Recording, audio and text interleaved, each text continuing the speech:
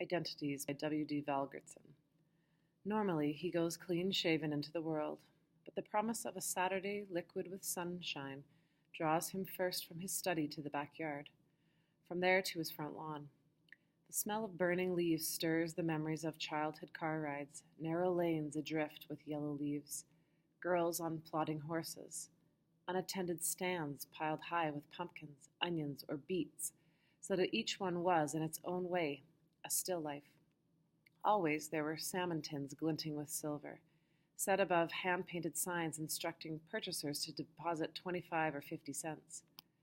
This act of faith containing all the stories he has read in childhood about the North, cabins left unlocked, filled with supplies for hapless wayfarers, wakes in him a desire to temporarily abandon the twice-cut yards and 100-year-old oaks.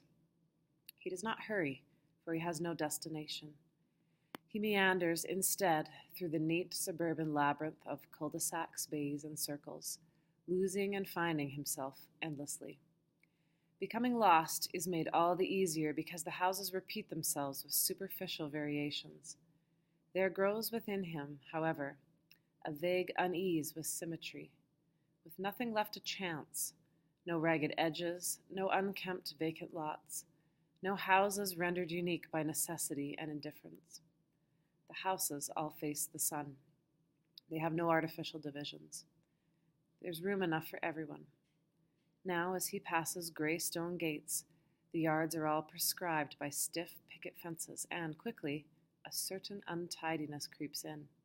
A fragment of glass, a chocolate bar wrapper, a plastic horse, cracked sidewalks with ridges of stiff grass. Although he has on blue jeans, matching pants, and jacket made in Paris, he is driving a gray Mercedes-Benz. Gangs of young men follow the car with their unblinking eyes. The young men stand and lean in tired, watchful knots close to phone booths and seedy-looking grocery stores. Their slick hair glistens. Their leather jackets gleam with studs. Eagles, tigers, wolves, and serpents ride their backs. He passes a 10-foot wire fence enclosing a playground bare of equipment and pounded flat. The gate is double-locked, the fence cut and rolled into a cone. 3 boys throw stones at pigeons. Paper clogs the fence like drifted snow. The school is covered with heavy screens. Its yellow brick is pockmarked, chipped. The houses are squat, as though they have been taller and have slowly sunk into the ground. Each has a band of dirt around the bottom. The blue glow of television sets lights the windows. On the front steps of a red-roofed house, a man sits. He wears black pants, a tartan vest, a brown snapped-rimmed hat. Beside him is a suitcase. Fences here are little more than fragments. Cars jam the narrow streets, and he worries he might strike the unkempt children who dart back and forth like startled fish.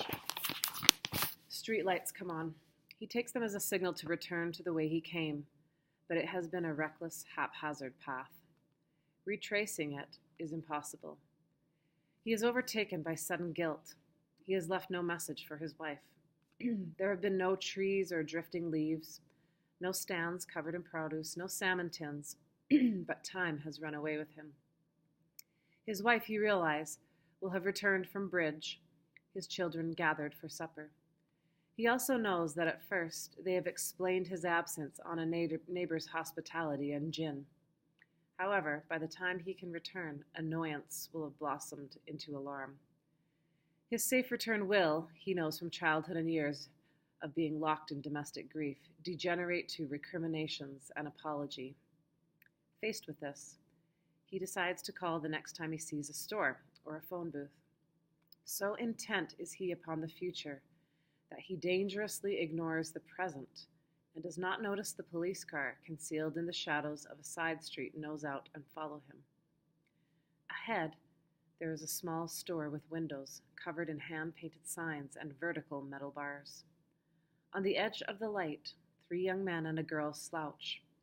One of them has a beard and, in spite of the advancing darkness, wears sunglasses. He has on a fringed leather vest. His companions wear leather jackets. Their peaked caps make their heads seem flat. their foreheads non-existent. The girl is better looking than she should be for such companions. She is long-legged and wears a white turtleneck sweater that accentuates her breasts. In spite of his car, he hopes his day-old beard, which he strokes upward with the heel of his hand, will, when combined with his clothes, provide immunity. He slips his wallet into his shirt pocket, does up the metal buttons on his jacket, and slips a $10 bill into his back pocket. Recalling a television show, he decides that if he's accosted, he will say that the 10 is all he's got, that he stole the car, and ask them if they know a buyer. He eases out of the car, edges nervously along the fender and past the grill. The store window illuminates the sidewalk like a stage. Beyond the light, everything is obscured by darkness. He is so intent upon the three men and the girl that he does not notice the police car drift against the curb, nor the officer who is advancing with a pistol in his hand. When the officer, who is inexperienced, who is nervous because of the neighborhood, who is suspicious because of the car, and because he is being trained to see an unshaven man in blue jeans as a potential thief and not as a probable owner, orders him to halt, he is surprised. When he turns part way around and recognizes the uniform, he does not feel fear but relief. Instinctively relaxing, certain of his safety, in the last voluntary movement of his life, he reaches his hand not in the air as he was ordered to do, but toward his wallet for his identity.